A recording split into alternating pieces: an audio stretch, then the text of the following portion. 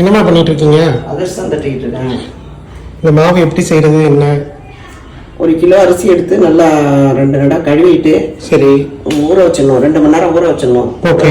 ஊற வச்சுட்டு நல்லா ஊறின பிறகு நல்லா தண்ணியை வடிகட்டிடணும். வடிகட்டியில் கொட்டி வடிகட்டிட்டு ஒரு வெள்ளை துணியில் கீழே காத்தோட்டமாக செத்தனாடி உணர வச்சுட்டு மில்லில் இடிச்சிட்டு வந்துட்டு 1 கிலோவுக்கு 3/4 கிலோ வெல்லம் போட்டு கொஞ்சமாக தண்ணி ஊற்றி பாகு வச்சு ஏலக்காய் பொடியும் அதிலே போட்டுக்கலாம். போட்டு நல்லா பாகு வச்சு வடிகட்டிக்கிட்டு திரும்பியும் அதை நல்லா கம்பிப்பாக வர்றோம்ட்டு மறுபடியும் அடுப்பில் வச்சு காய்ச்சணும்.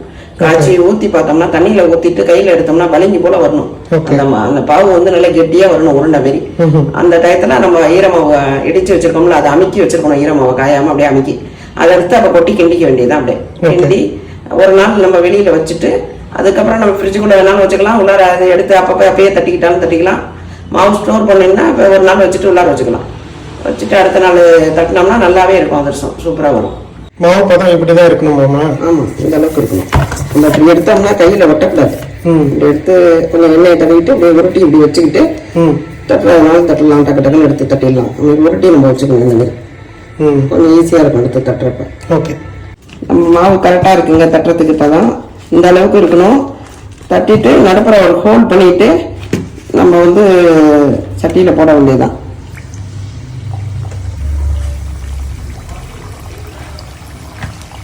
அதிரசம் அந்த மாதிரி பொன்னிறமாக வந்தோன்னா நம்ம எடுத்துட வேண்டியதான்.